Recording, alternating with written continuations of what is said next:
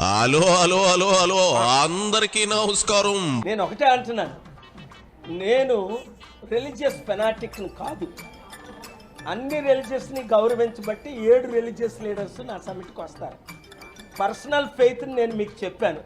As a Born Hindu, follower of Jesus, promoting the world peace and equality among all people for the last 43 years since 1981.